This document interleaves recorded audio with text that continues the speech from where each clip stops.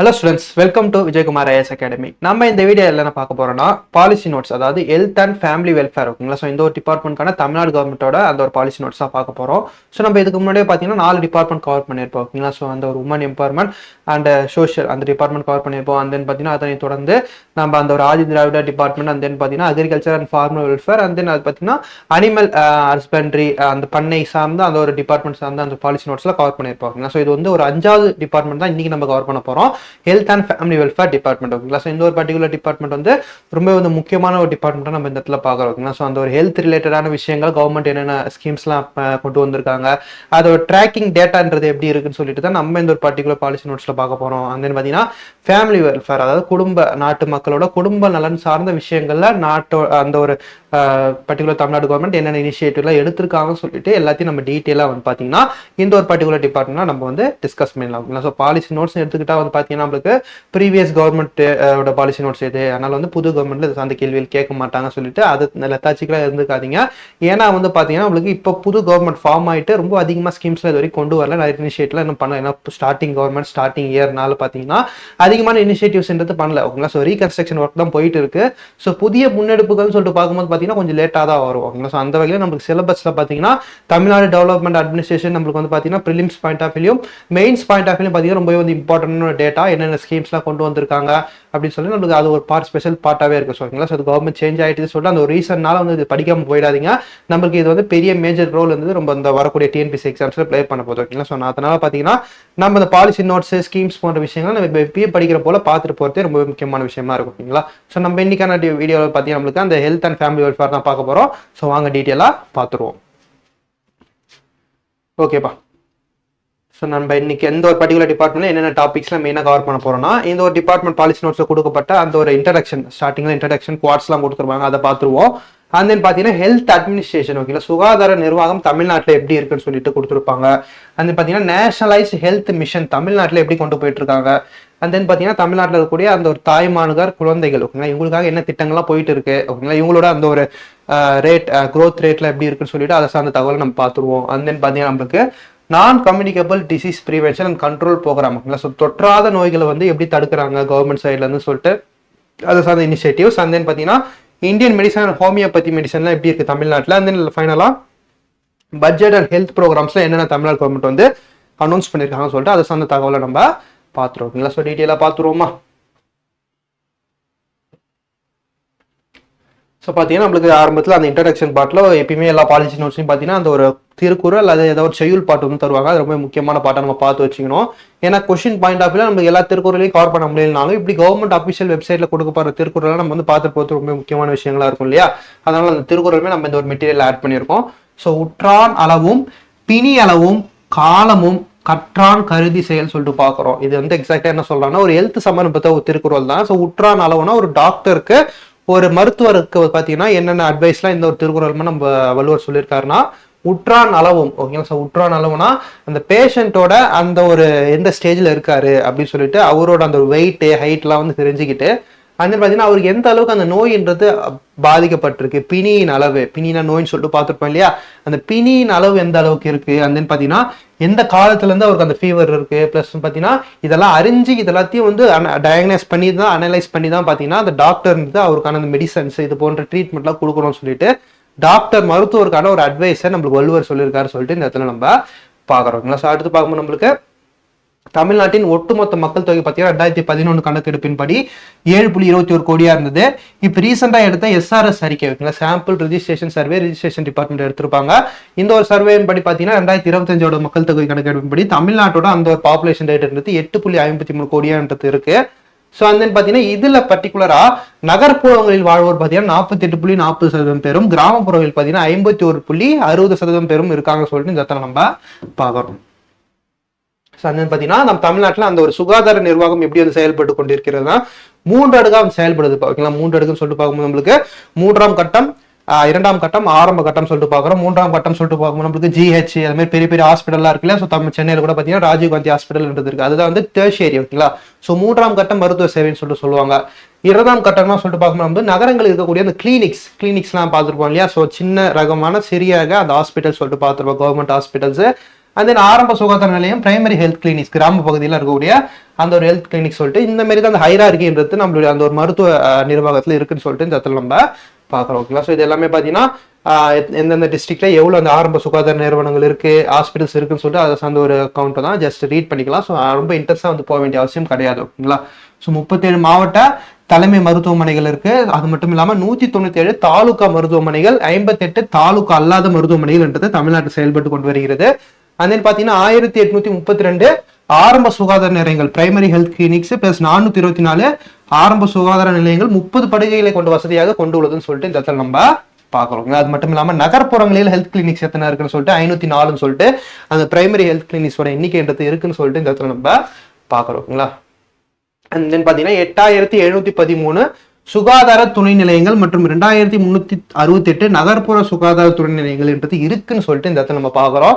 இது எல்லாமே prelims point of view நம்மளுக்கு அந்த அளவுக்கு இம்பார்ட்டன்ட் இல்லைனாலும் மெயின்ஸ் பாயிண்ட் ஆஃப் வியூ இது போன்ற டேட்டாலாம் அடிஷனல் டேட்டா நீங்க அந்த பேப்பர்ல கவர் பண்ணீங்கன்னா டிஸ்கிரிப்டிவ் பேப்பர்ல ரொம்ப வந்து அதிகமான டேட்டா கவர் பண்ணமே நம்ம வந்து கரெக்ஷன் பண்றவங்களுக்கு காமிச்சு அது மூலமா நம்ம எக்ஸ்ட்ரா பாயிண்ட்ஸ்மே நம்ம வந்து கேதர் பண்ணிக்கலாம். ஓகேங்களா. ஸோ அதனால தான் இந்த டேட்டாலாம் நம்ம பார்க்கறது பாலிசி நோட்ஸ்ல.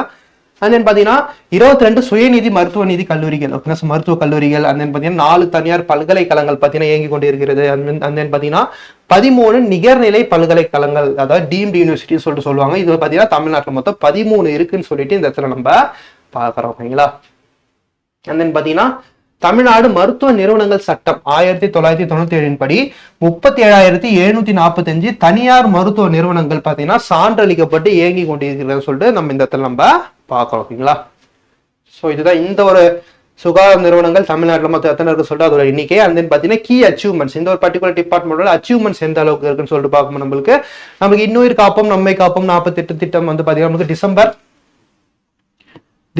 18 2021 கொண்டு வந்திருப்பாங்கப்பா. இந்த ஒரு திட்டம் பார்த்தீங்கன்னா நம்மளுக்கு ரோட் சைட்ல ஆக்சிடென்ட்ஸ் நடக்குது இல்லையா, இந்த ஒரு ஆக்சிடென்ட் மூலமா வரக்கூடிய அந்த உயிரிழப்போட எண்ணிக்கை வந்து குறைக்கணும்னு சொல்லிட்டு அந்த ஆக்சிடென்ட் ஏற்பட்டு அடுத்து வரக்கூடிய 48 மணி நேரம் ரொம்ப வந்து குரூஷியலான ஒரு டைம். இந்த ஒரு டைம்ல அந்த ஒரு பேஷண்ட்டுக்கு வந்து பாத்தீங்கன்னா வரக்கூடிய அந்த மருத்துவ செலவுகளை கவர்மெண்ட்டே வந்து ஏத்துப்பாங்க. எந்த அளவுக்கு வரைக்கும் ஏத்துப்பாங்கன்னா 1 லட்சம்ல இருந்து 2 லட்சம் வரைக்கும் பாத்தீங்கன்னா அந்த ஒரு ரேஞ்சஸ் இன்க்ரீஸ் பண்ணிருக்காங்க. ஸோ இப்போதைய டேட்டா படி பாத்தீங்கன்னா 2 லட்சம் வரைக்கும் பாத்தீங்கன்னா நம்மளுக்கு அந்த ஒரு மருத்துவ செலவுகளை கவர்மெண்ட்டே வந்து ஏத்துப்பாங்க சொல்லிட்டு இந்த இடத்துல நம்ம பாக்குறோம். ஓகேங்களா. ஸோ இந்த ஒரு திட்டம் பாத்தீங்கன்னா நமக்கு மருத்தூர் அந்த ஒரு கவர்மெண்ட் ஜிஹெச்ல தான் ஸ்டார்ட் பண்ணிருப்பாங்க 2021. ஓகேங்களா. எப்படின்னா டிசம்பர் 18 2021. ஸோ அந்த ஒரு திட்டத்துக்கு வந்து பாத்தீங்கன்னா 1 லட்சம்ன்றது ரேஞ்ச்ன்றது வச்சிருந்தாங்க.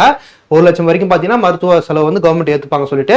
பட் இப்ப அப்டேஷன் பற்றி பாத்தீங்கன்னா 2 லட்சமா வந்து இதை வந்து உயர்த்திருக்காங்கன்னு சொல்லிட்டு இந்த இடத்துல நம்ம பாக்குறோம். ஓகேங்களா. ஸோ அடுத்து பாத்தீங்கன்னா மக்களை தேடி மருத்துவம், இது ஊனமுற்றவர்கள், மாற்றுத்திறனாளிகள், அந்த பாத்தீங்கன்னா நம்மளுக்கு வயதானவர்கள் இது போன்றவங்களா இருக்காங்க இல்லையா. ஸோ மருத்துவமனைக்கு வர இயலாதவர்கள் அது மாதிரி இந்த மாதிரி சிச்சுவேஷன்ல இருக்கவங்களுக்கு அவங்க வீடு தேடியே வந்து பாத்தீங்கன்னா நம்மளுக்கு அந்த ஒரு மருத்துவ சேவைகளை கொண்டு போறது அந்த மருத்துவம், அதாவது மக்களை தேடி மருத்துவம் ஸ்கீம். இந்த ஒரு ஸ்கீம் பாத்தீங்கன்னா நம்மளுக்கு ஆகஸ்ட் மாதம் 2021 லான்ச் பண்ணியிருப்பாங்க. ஆகஸ்ட் 2021 லான்ச் பண்ணப்பட்ட ஒரு திட்டம். ஓகேங்களா. ஸோ இந்த ஒரு திட்டத்தின் படி பாத்தீங்கன்னா நம்மளுக்கு 2 கோடிக்கும் அதிகமான மக்கள் இதன் மூலமா பயனடைந்துள்ளார்கள் சொல்லிட்டு இந்த இடத்துல நம்ம பார்க்கிறோம். ஸோ அடுத்து பார்த்தீங்கன்னா சுகாதார நிறுவனங்கள் தமிழ்நாட்டில் என்னென்ன முக்கியமான நிறுவனங்கள் இருக்குன்னு சொல்லிட்டு பார்ப்போம். நம்மளுக்கு மருத்துவ கல்வி மற்றும் ஆராய்ச்சி இயக்ககம், மருத்துவம் மற்றும் எல்லாமே ஹைரார்கி வைஸா இருக்கும். ஓகேங்களா. ஸோ அடுத்து பார்த்தீங்கன்னா மருத்துவம் மற்றும் ஊரக சுகாதார பணிகள் இயக்ககம், director of medical rural health services. அதன் பார்த்தீங்கன்னா பொது சுகாதாரம் மற்றும் நோய் தடுப்பு மருந்து இயக்ககம், இந்திய மருத்துவம் மற்றும் ஹோமியோபதி ஆணையரகம், குடும்ப நல இயக்கம், அந்த பார்த்தீங்கன்னா உணவு பாதுகாப்பு மற்றும் மருந்து கட்டுப்பாட்டு ஆணையரகம், மாநில சுகாதார போக்குவரத்து இயக்ககம், அந்த பார்த்தீங்கன்னா மருத்துவ பணியாளர் தேர்வு வாரியம், தமிழ்நாடு மருத்துவ கழகம், தமிழ்நாடு மருத்துவ தாவர பண்ணைகள் மற்றும் மூலிகை கூட்டுறவு நிறுவனம் சொல்லிட்டு இத்தனை சுகாதார நிறுவனங்கள் தமிழ்நாட்டில் இயங்கி கொண்டிருக்கிறதுன்னு சொல்லிட்டு இந்த இடத்துல நம்ம பார்க்கிறோம். ஸோ அடுத்து பார்த்தீங்கன்னா நம்மளுக்கு தமிழ்நாடு அரசு சுகாதார வசதிகள், அந்த கல்லூரி மருத்துவமனைகள் எவ்வளவு இருக்கு அந்த எண்ணிக்கை தான். இதுவுமே நம்ம அடிஷனல் பாயிண்ட் கொஸ்டினா படிக்கிறது ரொம்ப இன்டென்ஸா வந்து நம்ம குழப்பிக்கிட்டு டம்ப் பண்ண தேவையில்லை. ஜஸ்ட் ஒரு 2-3 தடவை ரீட் பண்ணாது நம்மளுக்கு ஸ்டோர் ஆயிடும். ஸோ அரசு மருத்துவ கல்லூரி மொத்தம் எத்தனை இருக்குன்னா தமிழ்நாட்டில் 36. அந்த பார்த்தீங்கன்னா மருத்துவ கல்லூரிகளுடன் இணைக்கப்பட்ட மருத்துவமனைகள் பார்த்தீங்கன்னா நம்மளுக்கு 67 இருக்கு. அந்த பார்த்தீங்கன்னா தமிழ்நாடு அரசு பன்னோக்கு உயர் சிறப்பு மருத்துவமனை மல்டி சூப்பர் ஸ்பெஷாலிட்டி ஹாஸ்பிட்டல் நம்மளுக்கு 1 இருக்குப்பா. எங்க இருக்கு நம்மளுக்கு ரீசெண்டாக கிண்டியில் ஓப்பன் பண்ணிருப்பாங்க பார்த்துருப்போம் இல்லையா, கலைஞரோட பேர்ல. ஸோ அந்த ஒரு ஹாஸ்பிட்டல் தான் சொல்லிட்டு பார்க்குறோம். அந்த பார்த்தீங்கன்னா கலைஞர் நூற்றாண்டு உயர் சிறப்பு மருத்துவமனை 1 இருக்கு. அது பார்த்தீங்கன்னா தமிழ்நாடு அரசு பல் மருத்துவ கல்லூரி மற்றும் மருத்துவமனை 3. பார்த்தீங்கன்னா தொழிலாளர் அரசு காப்பீட்டு மருத்துவமனைகள் இஎஸ்ஐ சொல்லுவாங்க. இஎஸ்ஐ மருந்தகம், இஎஸ்ஐ ஹாஸ்பிட்டல் சொல்லிட்டு இது பிரைவேட் சர்வீஸ்லயும் சரி, கவர்மெண்ட் சர்வீஸ்லயும் சரி இஎஸ்ஐ பிஎஃப் சொல்லிட்டு ஒன்று பிடிப்பாங்க இல்லையா. இதுல இஎஸ்ஐனா என்னன்னு சொல்லிட்டு பல பேருக்கு தெரியாது, தெரியாம நிறைய பேர் இருக்காங்க. இஎஸ்ஐ எதுக்கு பிடிக்கிறாங்கன்னா அவங்களுக்கான மருத்துவ செலவுகளை வந்து பார்த்தீங்கன்னா பகுதி அளவு பார்த்தீங்கன்னா கவர்மெண்ட்டே வந்து தருவாங்க. ஓகேங்களா. அது இது எப்படி தருவாங்கன்னா இஎஸ்ஐ ஹாஸ்பிட்டல் சொல்லிட்டு ஒரு டிஸ்ட்ரிக்ட்ஸ்க்கு ஒரு ஹாஸ்பிட்டல் இருக்கும். இந்த இஎஸ்ஐ ஹாஸ்பிட்டல்ஸ்ல போயிட்டு பார்த்தீங்கன்னா நம்ம அந்த ஒரு இஎஸ்ஐ காப்பீட்டு கார்டு சொல்லி நம்ம கையில ஒன்று தருவாங்க, நம்மளோட ஆஃபீஸ்லேயே ஒன்று தருவாங்க. அந்த ஒரு கார்டை பயன்படுத்தி நம்ம வந்து இலவசமா அந்த மருத்துவ சேவை, இலவசமா மருந்தும் போன்ற விஷயங்கள் வந்து வாங்கிக்கலாம் சொல்லிட்டு இந்த இடத்துல நம்ம பார்க்குறோம். இதுக்காக தான் வந்து பார்த்தீங்கன்னா நம்மளுடைய சம்பளத்துல அந்த ஒரு பகுதியான தொகையை வந்து பிடிக்கிறாங்க சொல்லிட்டு இந்த இடத்துல நம்ம பார்க்குறோம். ஸோ இதுதான் இந்த இஎஸ்ஐ என்ற கான்செப்ட். அது பார்த்தீங்கன்னா இந்திய மருத்துவத்துறை மருத்துவ கல்லூரிகள் மொத்தம் பார்த்தீங்கன்னா 7 இருக்கு. அது பார்த்தீங்கன்னா நம்மளுக்கு மருத்துவமனைகள் மற்றும் மருந்தகங்கள் பார்த்தீங்கன்னா 1546 தமிழ்நாட்டிலே இயங்கி கொண்டு இருக்கிறதுன்னு சொல்லிட்டு இந்த இடத்துல நம்ம பார்க்குறோம். ஓகேங்களா. ஸோ அது மட்டும் இல்லாமல் அந்த ஒரு மருத்துவமனை சொல்லிட்டு பார்த்துட்டு அது என்னென்ன வந்து அந்த ஒரு இன்ஸ்ட்ருமெண்ட்ஸ்லாம் எவ்வளோ இருக்குன்னு சொல்லிட்டு அந்த ஒரு ரெக்கார்ட் பற்றி பார்த்தீங்கன்னா நம்மளுக்கு 47 MRI scan, 7 PET CT scan, 133 ஸ்கிடி ஸ்கேனு, அந்த பார்த்தீங்கன்னா 12 கேத் லேப், 1138 டிஜிட்டல் எக்ஸ்ரே போன்ற கருவிகள் வந்து பார்த்தீங்கன்னா இந்த ஒரு ஹாஸ்பிட்டல்ஸ்ல இயங்கி கொண்டு இருக்கிறதுன்னு சொல்லிட்டு இந்த இடத்துல நம்ம பார்க்குறோம். ஓகேங்களா. ஸோ ரொம்ப இன்டென்ஸாலாம் பார்க்க தேவையில்ல, ஜஸ்ட் வந்து தெரிஞ்சுக்கோங்க. அடுத்து பார்த்தீங்கன்னா தேசிய நல்வாழ்வு குழுமம். ஓகேங்களா. ஸோ நேஷனல் ஹெல்த் மிஷன் பார்த்தீங்கன்னா நம்மளுக்கு சென்ட்ரல் கவர்மெண்ட் சைடில் ஸ்டார்ட் பண்ணப்பட்டது. சுகாதாரத்துறை சார்ந்த விஷயங்கள்லாம் டெவலப் பண்ணுறதுக்காக கொண்டு வரப்பட்டது. இந்த ஒரு திட்டத்திற்கான நிதி பார்த்தீங்கன்னா மத்திய அரசாங்கம் சார்பில் 60%, மாநில அரசாங்கம் சார்பில் 40% கொடுப்பாங்க. அந்த வகையில் பார்த்தீங்கன்னா 2025-26 நிதியாண்டிற்கான திட்ட செயல்பாட்டு அறிக்கை மொத்தம் 2899.08 கோடிக்கு பெறப்பட்டுள்ளதுன்னு சொல்லிட்டு இந்த இடத்துல நம்ம பார்க்குறோம். ஸோ இதுல வந்து பார்த்தீங்கன்னா அந்த மத்திய அரசாங்கத்தோட நிதின்னு சொல்லிட்டு பார்க்கும்போது நம்மளுக்கு 1739 கோடியும், மாநில அரசாங்கத்தோட பங்குன்னு சொல்லிட்டு பார்க்கும்போது நம்மளுக்கு 1159 கோடியும் இருக்குன்னு சொல்லிட்டு இந்த ஒரு மிஷனுக்கான அந்த ஒதுக்கீடை 2025 அலோகேட் பண்ணிருக்காங்க சொல்லிட்டு இந்த இடத்துல நம்ம பார்க்குறோம். அடுத்து பார்த்தீங்கன்னா நகர்ப்புற நல்வாழ்வு திட்டம். ஓகேங்களா. ஸோ நகர்ப்புற இருக்க மக்களோட அந்த சுகாதார சார்ந்த விஷயங்களோட அந்த நல்வாழ்வு திட்டம் சொல்லிட்டு பார்க்கும்போது நம்மளுக்கு ஆல்ரெடி பார்த்த கான்செப்ட் படி தமிழ்நாட்டின் நகர்ப்புற மக்கள் தொகை 48.45%. இதில் 16.6% பேர் நகர்ப்புற சேரிகளில் வாழ்கின்றனர். ஓகேங்களா. இவங்களெல்லாம் வந்து டெவலப் பண்ணணும்னு சொல்லிட்டு தான் இந்த ஒரு ஸ்கீம்ஸ் அலோகேட் பண்ணியிருக்காங்க. பார்த்தீங்கன்னா நகர்ப்புறங்களில் ஒவ்வொரு 50,000 மக்கள் தொகைக்கு ஒரு நகர்ப்புற ஆரம்ப சுகாதார நிலையம் இருக்கணும்னு சொல்லிட்டு ஒரு கைட்லைன்ஸ் இருக்கு. ஓகேங்களா. ஸோ ஒரு 50,000த்துக்கும் ஒரு பிரைமரி கிளினிக் என்று இருக்கணும். அந்த வகையில 2,50,000 மக்கள் தொகைக்கு ஒரு நகர்ப்புற சுகாதார நிலையம் இருக்கணும்னு சொல்லிட்டு இந்த இடத்துல நம்ம பார்க்குறோங்களா. அது மட்டும் இல்லாமல் நகர்ப்புற சுகாதாரம் மற்றும் நல்வாழ்வு மையங்கள் அடுத்து வரக்கூடிய நாட்கள்ல 2022 78 வந்து புதுசா நிறுவ போறோம்னு சொல்லிட்டு அனௌன்ஸ்மெண்ட் கொண்டு வந்திருப்பாங்க. ஸோ இதுக்கான அலோகேஷன் பட்ஜெட்ன்றது 177 கோடி வந்து அலோகேட் பண்ணிருப்பாங்க சொல்லிட்டு இந்த இடத்துல நம்ம பார்க்குறோம். ஸோ இதன் மூலமா பார்த்தீங்கன்னா 1,65,24,264 பேர் பயனடைவார்கள் சொல்லிட்டு இந்த இடத்துல நம்ம பார்க்குறோம். பார்த்தீங்கன்னா கிராம சுகாதாரம் மற்றும் ஊட்டச்சத்து குழு சொல்லிட்டு பாக்குறோம். ஓகேங்களா. ஸோ இதுல மாநிலத்தின் 15,015 குழுக்கள் பார்த்தீங்கன்னா இதன் கீழே செயல்பட்டு வருது. ஓகேங்களா. ஸோ கிராம சுகாதார குழுன்னு சொல்லிட்டு சொல்லுவாங்க. இவங்களோட வேலை என்ன சொல்லிட்டு பார்க்கும்போது நம்மளுக்கு கிராமங்களில் பார்த்தீங்கன்னா சுகாதார விஷயங்களை கவனிக்கக்கூடியது, அங்கே ப்ளீச்சிங் பவுடர் போடுறது, அது மாதிரி வந்து அந்த பப்ளிக் டேங்க்ஸ்லாம் வந்து பார்த்தீங்கன்னா அந்த ஒரு சானிடேஷன் லிக்விட் இது போன்ற விஷயங்கள் வந்து ஊத்துறது, அங்க நோய் வராமல் தடுக்கிறது தான் பார்த்தீங்கன்னா இந்த ஒரு குழுவோட முக்கியமான வேலையான்றது இருக்கும். ஸோ அந்த பார்த்தீங்கன்னா இ சஞ்சீவினி திட்டம். ஓகேங்களா. ஸோ அந்த இ சஞ்சீவினின்னு சொல்லிட்டு பார்க்கும்போது நம்மளுக்கு 13 ஏப்ரல் 2020 லான்ச் பண்ணப்பட்ட ஒரு திட்டம். இந்த ஒரு திட்டம் சென்ட்ரல் கவர்மெண்ட் சைடில் லான்ச் பண்ணியிருப்பாங்க. இந்த இ சஞ்சீவினி என்னன்னு சொல்லிட்டு பார்க்கணும் நம்மளுக்கு. இப்போ காசு இருக்கவங்க நல்லா கொஞ்சம் ரிச்சஸ்ட் பர்சன்லாம் பார்த்தீங்கன்னா தங்களுடைய ஃபேமிலி டாக்டர்னு சொல்லிட்டு ஒருத்தர் வச்சுப்பாங்க. இன்கேஸ் அவங்களுக்கு வீட்டில் யாருன்னா உடம்பு சரியில்லைன்னா சொல்லிட்டு டக்குன்னு ஒரு கால் பண்ணியோ வீடியோ கால் பண்ணியோ வந்து பார்த்தீங்கன்னா ரெஃபர் பண்ணி அவங்களுக்கான அந்த ஒரு கைடன்ஸ் ட்ரீட்மெண்ட்டை வாங்கிப்பாங்க, மெடிசன்ஸை எழுதி வாங்கிப்பாங்க. இதுவே வந்து ஏழை மக்கள் என்ன பண்ணுவாங்க, அவங்க எந்த டைமாக இருந்தாலும் எந்த காலமாக இருந்தாலும் ஹாஸ்பிட்டல் போய் தான் பார்த்தீங்கன்னா டாக்டர் கன்சல்ட் பண்ண மாதிரி இருக்கும். ஓகேங்களா. ஸோ இந்த ஒரு முறையை மாற்றணும்னு சொல்லிட்டு தான் சென்ட்ரல் கவர்மெண்ட் சைடில் 2020 ஸ்கீமை லான்ச் பண்ணியிருப்பாங்க. இது எதற்கான ஸ்கீம் சொல்லிட்டு பார்க்கும்போது நம்மளுக்கு நம்ம கவர்மெண்ட் ஹாஸ்பிட்டல்ஸ் டாக்டர்ஸ் இருக்காங்க இல்லையா, இவங்களை எந்த டைம்லயும் பார்த்தீங்கன்னா நம்ம அந்த வீடியோ கால் பண்ணி நம்மளுக்கு அந்த ஒரு மெடிசன்ஸ் அந்த ட்ரீட்மெண்ட்லாம் வந்து வீடியோ கால்லேயே வாங்கிக்கலாம். ஓகேங்களா. மருத்துவம் சார்ந்த டவுட்ஸ், இந்த நோய் சார்ந்த டவுட்ஸ் எல்லாமே வந்து வீடியோ கால்லேயே ஃப்ரீ கால் பண்ணி பேசிக்கலாம் சொல்லிட்டு இந்த இதை நம்ம பார்க்குறோம். ஸோ இந்த ஒரு திட்டம் தான் பார்த்தீங்கன்னா இ சஞ்சீவினி திட்டம். இந்த இ சஞ்சீவினி திட்டத்தின் மூலமா பார்த்தீங்கன்னா இதுவரை 6.14 கோடிக்கும் அதிகமான அந்த ஆலோசனைகள் வந்து வழங்கப்பட்டுள்ளதுன்னு சொல்லிட்டு இந்த இடத்துல நம்ம பார்க்குறோம். ஸோ அடுத்து பார்த்தீங்கன்னா நம்மளுக்கு தாய்மார்கள் மற்றும் குழந்தைகள் நல்வாழ்வு ஓகேங்களா. ஸோ இந்த ஒரு பர்டிகுலர் டாபிக்ல சஸ்டைனபிள் கோல் நம்பர் 3 ஓகேங்களா. ஸோ அந்த ஒரு ஐநா சபையோட அந்த நிலையான இலக்குகள் சொல்லிட்டு 17 இலக்குகள் 2015 போட்டிருப்பாங்க. 2030 பார்த்தீங்கன்னா இது உலக நாடுகள் அச்சீவ் பண்ண சொல்லிட்டு ஒரு அக்ரிமெண்ட்ல சைன் வந்து வாங்கியிருப்பாங்க ஓகேங்களா. ஸோ அந்த ஒரு கோல்ஸ்ல 3வது கோலா என்ன இருக்கும்னா good health and well being ஓகேங்களா. ஸோ சிறந்த வாழ்வு மற்றும் நிலையான சுதந்திரம் ஓகேங்களா, சுகாதாரம் சொல்லிட்டு அந்த ஒரு 3வது இலக்குன்றது இருக்கும். இந்த ஒரு இலக்கை பூர்த்தி செய்யற விதமா தான் நம்மளோட இந்த ஒரு சுகாதாரத்துறை வந்து இயங்கி கொண்டு வருகிறது. அதன் மூலமாக பாத்தீங்கன்னா இந்த ஒரு கோல் என்ன சொல்லுதுன்னா அந்த MMR ரேட் மகப்பேறு இறப்பு விகிதம் அந்த ஒரு பிரெக்னன்சி டைம்ல பிரசவ டைம்ல வந்து பாத்தீங்கன்னா அந்த தாய்மார்கள் இறப்பு விகிதம் இருக்கு இல்லையா, இது வந்து பாத்தீங்கன்னா 70 கீழே இருக்கணும். அதாவது 1 லட்சம் பிறப்புகளுக்கு 70 கீழே இருக்கணும்னு சொல்லிட்டு இந்த ஒரு சஸ்டைனபிள் கோலோட அந்த ஒரு டார்கெட்ன்றது சொல்லுது. ஆனா நம்ம தமிழ்நாட்டோட அந்த ஒரு மகப்பேறு இறப்பு விகிதம் என்னவாக இருக்குன்னு சொல்லிட்டு பார்க்கும்போது நம்மளுக்கு 2018 54 இருந்தது 1 லட்சத்துக்கு பிறப்புக்கு. இப்ப 40.6 குறைஞ்சிருக்கு ஓகேங்களா. ஸோ அந்த ஒரு இலக்கோட ரொம்பவே வந்து கம்மியா தான் நம்ம தமிழ்நாடு வந்து நல்லா கரெக்டா வந்து மெயின்டைன் பண்ணிட்டு வராங்கன்னு சொல்லிட்டு இந்த இடத்துல நம்ம பார்க்கிறோம். ஸோ அண்ட் தென் பார்த்தீங்கன்னா குழந்தை இறப்பு விகிதம் IMR ரேட் வந்து பார்த்தீங்கன்னா 1000 பிறப்புகள் கால்குலேட் பண்ணுவாங்க. ஸோ 1000 புதிய பிறப்பு பிறக்குதுன்னா குழந்தை பிறந்து அது சர்வே பண்ண முடியாம இறக்குறது IMR ரேட்டு சொல்லுவாங்க. இந்த ஒரு குழந்தை இறப்பு விகிதம் தமிழ்நாட்டில் 13ஆக இருக்குது. 1000 பிறப்பு பிறக்குதுன்னா இல்ல 13 குழந்தைகள் வந்து இறக்குறாங்கன்னு சொல்லிட்டு பாக்குறோம். இது தேசிய சராசரியை விட தேசிய சராசரி எவ்வளோ நேஷனல் ஆவரேஜ் 32 ரொம்பவே வந்து கம்மியா இருக்குன்னு சொல்லிட்டு இந்த இடத்துல நம்ம பார்க்கலாம். இதெல்லாம் ரொம்பவே முக்கியமான டேட்டா. ஜியோகிராஃபி டாபிக்கும் சரி எக்கனாமிக் டாபிக்கும் சரி ரொம்பவே வந்து முக்கியமான டேட்டாவை இதெல்லாம் நம்ம பார்க்குறோம். ஸோ அடுத்து வந்து பார்த்தீங்கன்னா நியோநாட்டல் மார்டாலிட்டி ரேட் ஓகேங்களா. ஸோ பிறந்த குழந்தை இறப்பு விகிதம் இது வந்து பார்த்தீங்கன்னா 1000 இறப்புகளுக்கு 9 உள்ளது. இது தேசிய சராசரி 20 விட ரொம்பவே வந்து கம்மியாக வந்து பதிவாயிருக்கு. அது ஏன்னா IMR என்ன நியோநாட்டல்னா என்னன்னு சொல்லிட்டு பார்க்கும்போது நம்மளுக்கு பிறந்த உடனே வந்து குழந்தை இறக்குதுன்னா அது நியோநாட்டல் கேட்டகரி கிட்ட வந்துடும். பிறந்த உடனே அல்லது கருவில் இருக்கும் போது இறந்துச்சுன்னா இன்கேஸ் வந்து பிறந்து கொஞ்ச நாள் ஆகி இறந்துச்சுன்னா அது IMR ரேட்ல வந்துடும் ஓகேங்களா. ஸோ இதுதான் வந்து அந்த ரெண்டுத்துக்கும் முன்னாடி டிஃப்ரெண்ட். இதுல பாத்தீங்கன்னா அந்த ஒரு பிரசவங்கள் தமிழ்நாட்டில் நடைபெறக்கூடிய அந்த பிரசவங்களில் நிறுவனங்களில் அதாவது ஹாஸ்பிட்டல்ஸ்ல வந்து பிறக்கக்கூடிய குழந்தைகளோட எண்ணிக்கை 99.9 இருக்கு. இதுல பேசிக்கா அரசு மருத்துவமனையில் 56%, தனியார் மருத்துவமனையில் 44% பாத்தீங்கன்னா அந்த குழந்தை பிறப்புன்றது இருக்குன்னு சொல்லிட்டு இந்த இடத்துல நம்ம பாக்குறோம்ங்களா. ஸோ அடுத்து பாத்தீங்கன்னா நம்மளுக்கு 129 விரிவான அவசர கால மகப்பேறு மற்றும் பிறந்த குழந்தை பராமரிப்பு மையங்கள் வந்து இயங்கி கொண்டிருக்கிறதுன்னு சொல்லிட்டு இந்த இடத்துல நம்ம பாக்குறோம் ஓகேங்களா. ஸோ அடுத்து பாத்தீங்கன்னா ஜனனி சுரக்ஷா யோஜனா எடுத்து பாத்தீங்கன்னா நம்மளுக்கு 2005 ஸ்டார்ட் பண்ணப்பட்ட ஒரு திட்டம்.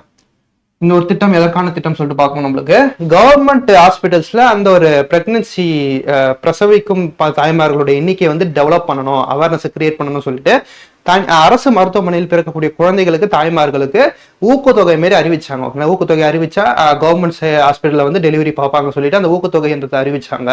இந்த ஊக்கத்தொகை பார்த்தீங்கன்னா 700 கிராமப்புறங்களில் 700 ரூபாயும் ஒரு குழந்தைக்கு, நகர்ப்புறங்களில் 600 ரூபாய் பார்த்தீங்கன்னா அறிவிச்சாங்க ஓகேங்களா. ஸோ இதுதான் அந்த திட்டம் ஜனனி சுரக்ஷா யோஜனா 2005 லான்ச் பண்ணப்பட்டது. அதே பார்த்தீங்கன்னா பிரதான் மந்திரி பாதுகாப்பான மத்ரிவிதா அபியான் ஓகேங்களா. ஸோ இது வந்து பார்த்தீங்கன்னா நம்மளுக்கு ஜூன் 9 2016 லான்ச் பண்ணப்பட்ட ஒரு திட்டம், மத்திய அரசாங்கத்தால் லான்ச் பண்ணப்பட்ட ஒரு திட்டம். இந்த ஒரு திட்டம் வந்து பார்த்தீங்கன்னா நம்மளுக்கு இந்த ஒரு பிரைவேட் ஹாஸ்பிட்டல்ல பிறக்கிற குழந்தைகள் கொஞ்சம் நல்லா வெல் செட்டில்டு ஃபேமிலியா இருந்தா அந்த ஸ்கேனிங்க்குலாம் நிறைய காசு செலவு பண்ணி மாசம் அந்த ஸ்கேனிங்ன்றது எடுப்பாங்க பிரெக்னன்சி டைம்ல. ஆனா ஏழை மக்கள் என்ன பண்ணுவாங்க, அவங்களால ஸ்கேனிங் எடுக்கக்கூடிய வசதி இருக்காது. இது போன்ற விஷயங்கள்லாம் வந்து மாத்தணுன்றதுக்காக தான் இந்த ஒரு திட்டத்தை கொண்டு வந்தாங்க. இந்த ஒரு திட்டத்தின் மூலமா பிரெக்னன்சி டைம்ல பிரசவ காலத்துல வந்து பாத்தீங்கன்னா நம்மளுக்கு ஒரு மாதத்துக்கு மாதந்தோறும் 9ஆம் தேதி மற்றும் 24ஆம் தேதி இந்த 2 தேதியிலையும் பாத்தீங்கன்னா ஃப்ரீ ஸ்கேனிங் ஓகேங்களா. குழந்தை எப்படி இருக்கு, அதோட ஆரோக்கியம் எப்படி இருக்குன்னு சொல்லிட்டு ஃப்ரீ ஸ்கேனிங்ன்றதை எடுத்துக்கலாம் ஓகேங்களா. ஸோ அந்த ஒரு திட்டம் தான் பாத்தீங்கன்னா நம்மளுக்கு இந்த பிரதான் மந்திரி பாதுகாப்பான மத்ரித்வா அபியான் 2016 ஜூன் 9 லான்ச் பண்ணப்பட்ட ஒரு திட்டம் சொல்லிட்டு இந்த இடத்துல நம்ம பாக்குறோம் ஓகேங்களா. ஸோ அடுத்து பாத்தீங்கன்னா குழந்தைகள் பராமரிப்பு கட்டமைப்புகள் ஓகேங்களா. ஸோ மாநிலத்தில் பாத்தீங்கன்னா 2621 பிறந்த குழந்தை பராமரிப்பு மூலைகள் என்றது இருக்கு.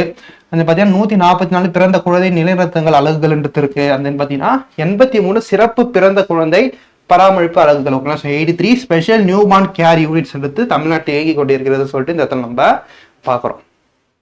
அடுத்து பாத்தீங்கன்னா தேசிய புழு நீக்க நாள். இது நம்மளுக்கு ஆப்வியஸா வந்து பாத்தீங்கன்னா நம்மளுக்கு ஆகஸ்ட் 2024 இந்த ஒரு புழு நீக்க நாளுக்கான கேம்ப்ஸ் வந்து கடைசியா இந்தியா ஃபுல்லா லான்ச் பண்ணியிருந்தாங்க ஸ்கூல்ஸ்ல. அதாவது பூச்சி மாத்திரம் சொல்லிட்டு நம்ம ஸ்கூல்ஸ்ல தருவாங்க இல்லையா. ஸோ அந்த ஒரு முகாம் கேம்ப் தான் இது ஸ்கூல்ஸ் நடத்தப்பட்டது. இது வந்து பாத்தீங்கன்னா பிப்ரவரி 2024 லான்ச் பண்ணாங்க. ஆகஸ்ட் 2024 வந்து பாத்தீங்கன்னா லான்ச் பண்ணாங்க. 2 கேம்ப்ன்றதை லான்ச் பண்ணாங்க. இந்த ஒரு கேம்ப்ஸ் கீழே பாத்தீங்கன்னா நமக்கு 2,01,26,791 குழந்தைகள், இன்னும் 2 கோடி பேர் வந்து பாத்தீங்கன்னா பிப்ரவரியிலும் பாத்தீங்கன்னா மொத்தம் 4 கோடி குழந்தைகள் பாத்தீங்கன்னா இந்த மாத்திரைகள் வந்து கொடுக்கப்பட்டதுன்னு சொல்லிட்டு இந்த இடத்துல நம்ம பாக்குறோம். ஓகேங்களா? ஸோ அந்த பாத்தீங்கன்னா இந்த ஒரு திட்டத்தின் கீழே 20 முதல் 30 வயது உடைய 53 லட்சம் பெண்களும் பாத்தீங்கன்னா அந்த ஒரு புழு நீக்க மாத்திரையை வந்து யூஸ் பண்ணி பயனடைந்து உள்ளார்கள் சொல்லிட்டு இந்த இடத்துல நம்ம பார்க்கணும். ஸோ அடுத்து பாத்தீங்கன்னா ராஷ்டிரிய பால் ஸ்வாஸ்திய காரியகிராம். ஓகேங்களா? ஸோ இந்த ஒரு திட்டம் பாத்தீங்கன்னா நம்மளுக்கு எப்போ லான்ச் பண்ணதுன்னா 2013 6th February. ஸோ இந்த ஒரு டேட்ல தான் இந்த ஒரு திட்டத்தை லான்ச் பண்ணியிருப்பாங்க. இந்த ஒரு திட்டம் பார்த்தீங்கன்னா நம்மளுக்கு குழந்தைகளுக்கு நோய் வராமல் தடுப்பதற்கான ஒரு திட்டம் தான். 4Dன்னு சொல்லிட்டு சொல்லுவாங்க. டிசீஸ், டயக்னாசிஸ், அண்ட் தென் பார்த்தீங்கன்னா டெஃபிஷியன்சி, டிஃபெக்ட்ஸ். ஓகேங்களா? ஸோ இந்த எல்லாத்தையும் அனலைஸ் பண்ணி தான் 4Dன்னு சொல்லிட்டு சொல்லுவாங்க. Defects, diseases, deficiencies, development delays, இது நாலுத்தையும் ஃபோக்கஸ் பண்ணி தான் குழந்தைகளுக்கு நோய் வராமல் எப்படி தடுக்கணும். ஓகேங்களா? ஸோ அந்த டிஃபெக்ட் எப்படி உருவாகுது, உருவாக்கி டிசீஸா எப்படி மாறுது, எந்த ஒரு குறைபாடுனாலும் அந்த நோய்க்கு இந்த நோய் அந்த ஒரு குழந்தைக்கு இந்த நோய்ன்றது வந்திருக்கு, அது பாத்தீங்கன்னா இது எப்படி டெவலப் ஆகுது, இது போன்ற விஷயங்களை அனலைஸ் பண்ணி அந்த நோய் வராமல் தடுப்பதற்காக இந்த ஒரு திட்டத்தை லான்ச் பண்ணியிருப்பாங்க. ஓகேங்களா? ஸோ இந்த திட்டத்தின் கீழே 4.95 லட்சம் பேர் வந்து பயனாளிகளா இருக்காங்க சொல்லிட்டு, குழந்தைகள் இருக்காங்க சொல்லிட்டு இந்த இடத்துல நம்ம பார்க்கிறோம். ஸோ அது பார்த்தீங்கன்னா தொற்றாத நோய்கள் தடுப்பு மற்றும் கட்டுப்பாடு திட்டங்கள்.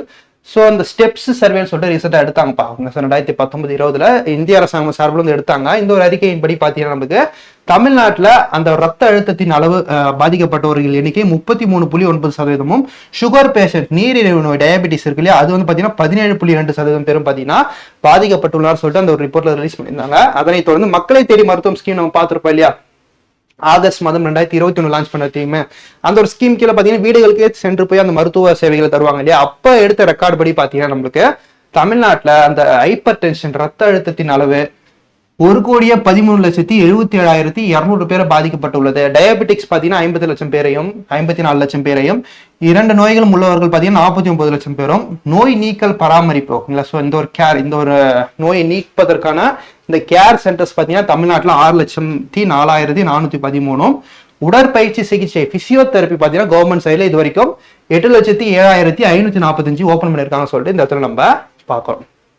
அண்ட் தென் பார்த்தீங்கன்னா ஒட்டுமொத்த முதல் முறை பயனாளிகள். ஓகேங்களா? ஸோ ஃபர்ஸ்ட் டைம் வந்து இந்த ஒரு ஸ்கீம்ஸ்லாம் பயன்படுத்தி எத்தனை பேர் பயனாளிகளா இருக்காங்கன்னா 2,24,87,798 பேருன்னு சொல்லிட்டு இந்த இடத்துல நம்ம பார்க்குறோம். ஸோ அது பார்த்தீங்கன்னா சிறப்பு திட்டங்கள் தமிழ்நாடு அரசாங்கம் சார்பில் இதை தாண்டி வேற நல்லா இருக்குன்னு சொல்லிட்டு பார்க்கணும். நம்மளுக்கு பாதம் பாதுகாப்பு திட்டம், இது அந்த பாதம் வெடிப்பு, பாதத்தில் அந்த உப்பின் அளவு, இது போன்ற அந்த பாதம் சார்ந்த நோய்கள் எல்லாம் தடுப்பதற்கு இந்த ஒரு திட்டத்தை லான்ச் பண்ணியிருப்பாங்க. அண்ட் தென் பார்த்தீங்கன்னா நடப்போம் நலம் பெறுவோம். ஸோ இது வந்து பார்த்தீங்கன்னா ஒவ்வொரு டிஸ்ட்ரிக்ட்ஸ்லையும் பார்த்தீங்கன்னா வாக் பண்றதுக்கு, நடப்பதனால் பல நோய்கள் வந்து தடுக்கப்படுது. சுகர், இது போன்ற விஷயங்களை கண்ட்ரோல்ல வச்சுக்கலாம். இதை வந்து டெவலப் பண்ண, இது சார்ந்த அவேர்னஸ் கிரியேட் பண்ண சொல்லிட்டு ஒவ்வொரு மாவட்டத்திலையும் 8 கிலோமீட்டர் கவர் பண்ற மாதிரி ஒரு நடைபாதை பிளாட்ஃபார்மை உருவாக்குனாங்க. இதுதான் வந்து நடப்போம் நலம் பெறுவோம் என்ற ஸ்கீம். அடுத்தது பார்த்தீங்கன்னா இதயம் காப்பும் திட்டம். இந்த ஒரு திட்டம் பார்த்தீங்கன்னா அந்த ஒரு ஹார்ட் டிசீஸ் வராமல் மக்களை பாதுகாக்கணும்னு சொல்லிட்டு ஒரு 14 மாத்திரைகளோட பேக்கேஜை வந்து தருவாங்க. ஓகேங்களா? இதுதான் அந்த திட்டம், இதயம் காப்பும் திட்டம்.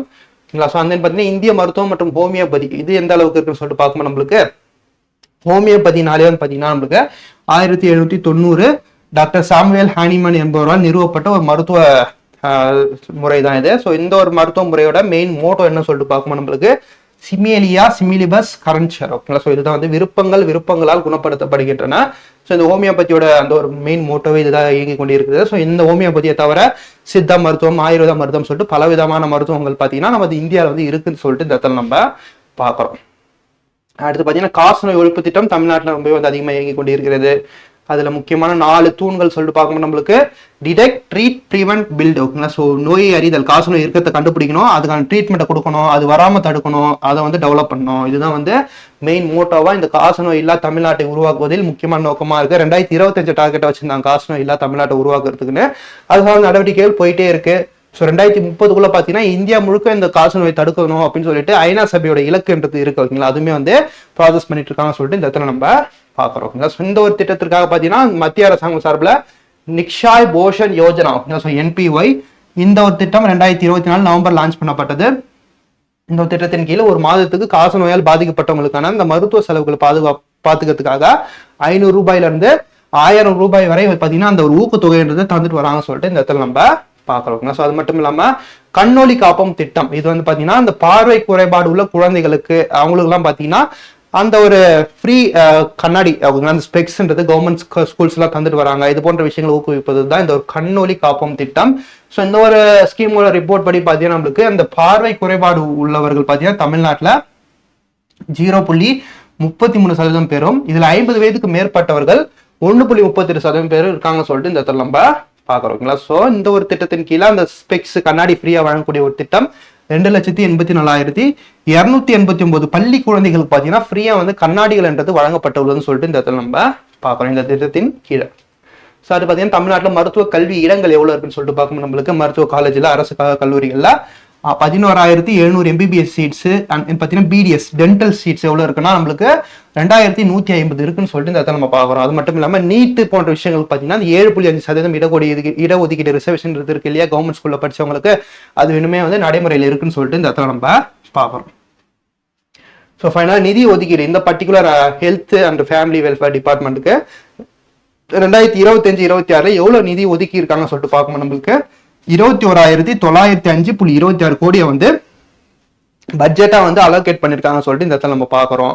ஸோ இது வந்து பாத்தீங்கன்னா 2024-25 20,197 கோடியா இருந்ததுன்னு சொல்லிட்டு இந்த இடத்துல நம்ம பாக்குறோம். ஓகேவா. ஸோ இதோட பாத்தீங்கன்னா நமக்கு அந்த health and family welfare department கிட்டத்தட்ட பாத்தீங்கன்னா 200 பேஜஸ் கிட்ட நம்ம அந்த கவர்மெண்ட் சைட்ல ரிலீஸ் பண்ண PDF இருந்துச்சு. அதுல நிறைய அன்னெசரி கண்டென்ட் இருந்துச்சுப்பா. அதெல்லாம் வந்து நம்ம ஃபில்டர் பண்ணி மெயினா எக்ஸாம் பாயிண்ட் ஆஃப் வியூல என்ன வேணுமோ அதை மட்டும் நம்ம கம்பைலேஷன் பண்ணி PDF ரெடி பண்ணிருக்கோம். இந்த ஒரு PDF வந்து பாத்தீங்கன்னா நம்மளுடைய ஆப்ல வந்து இருக்கு. விஜயகுமார் IAS அகாடமி போயிட்டீங்கனாலே லெஃப்ட் சைட் 3 ஐகான் இந்த ஆப்ஷன் லெஃப்ட் சைட் டாப்ல இருக்கும், லெஃப்ட் சைட் டாப் கார்னர்ல இருக்கும். அதை கிளிக் பண்ணிங்கனாலே உள்ள ஃப்ரீ மெட்டீரியல் என்ற ஒரு ஃபோல்டர் இருக்கும். அதை நீங்க கிளிக் பண்ணி உள்ள போயிட்டாலே policy notes, monthly magazines, schemes எல்லாம் சார்ந்த PDF நம்ம கொடுத்துருப்போம். ஓகேங்களா. ஸோ அதில் பாலிசி நோட்ஸ் PDF குள்ள போயிட்டீங்கனாலே இது வரைக்கும் நம்ம போட்ட PDF எல்லாமே பார்த்தீங்கன்னா அதில் அப்லோட் பண்ணியிருப்போம். ஸோ அந்த PDF யூஸ் பண்ணிக்கோங்க. ஓகேங்களா. ஸோ இந்த வீடியோ முடிச்சுட்டு நம்ம சொன்னதை மட்டும் அண்டர்லைன் பண்ணிக்கிட்டு அந்த ஒரு PDF பிரிண்ட் அவுட் போட்டுக்கோங்க. வீடியோ பார்த்துட்டு அதை அண்டர்லைன் பண்ணி திரும்ப அதை ரிவிஷன் பண்ணிட்டே இருங்க. இதை தாண்டி பாலிசி நோட்ஸ்ல இந்த ஒரு பர்டிகுலர் டிபார்ட்மெண்ட் கொஸ்டின் எடுத்து வராதுன்னு சொல்லிட்டு இந்த நம்ம பார்க்குறோம். ஓகேங்களா. ஸோ மொத்தமாக பார்த்தீங்கன்னா 38 டிபார்ட்மெண்ட்ஸ் கிட்ட இருக்கு நம்மளுடைய அந்த தமிழ்நாடு பாலிசி நோட்ஸ்ன்றது. அதுல மெயினா எக்ஸாம் பாயிண்ட் ஆஃப் வியூ இது வரைக்கும் கேட்கப்பட்ட கொஸ்டின்ஸ் வெறும் 18 டிபார்ட்மெண்ட்ஸ்ல தான் கேட்டிருக்காங்க. ஸோ அந்த ஒரு 18 டிபார்ட்மெண்ட் மட்டும் நம்ம ஸ்மார்ட் ஒர்க் பண்ணி படிச்சுட்டு போனாலே போதுமானதாக இருக்கும். ஓகேங்களா. ஸோ அந்த வகையில் நம்ம 18 டிபார்ட்மெண்ட்ஸ்மே பார்த்தீங்கன்னா அந்த வீடியோன்றது கொண்டு போகிறதுக்கு பிளான் பண்ணியிருக்கோம். ஸோ இப்போ வரைக்கும் பார்த்தீங்கன்னா நம்மளுக்கு 5 டிபார்ட்மெண்ட்ஸ் முடிச்சிருக்கோம். பேலன்ஸ் இருக்கக்கூடிய அந்த 30 டிபார்ட்மெண்ட்ஸ் வரக்கூடிய நாட்களில் நம்ம அப்டேட் பண்ணிக்கணும்னு சொல்லிட்டு இந்த இடத்துல நம்ம பார்க்குறோம். ஸோ இதோட அந்த ஒரு health and family welfare departments அந்த ஒரு பாலிசி நோட்ஸ் வீடியோ எடுத்து முடிஞ்சிச்சு. ஸோ வரக்கூடிய நாட்களில் நம்ம பேலன்ஸ் இருக்க டிபார்ட்மெண்ட்ஸையும் பார்த்துருவோம். தேங்க்யூ.